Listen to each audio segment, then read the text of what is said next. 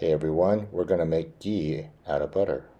Grab yourself 2 pounds of organic stick butter, could be salted or unsalted, throw it in the pan, turn the fire up to medium until it begins to simmer, and it'll develop a cream on top. That will eventually begin to fall down to the bottom of the pot and will start to caramelize.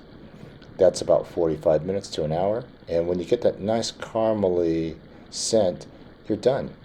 And you go ahead and run it through the muslin or the cheesecloth to grab all the milk solids. The bottom of the pot should look brown, like this.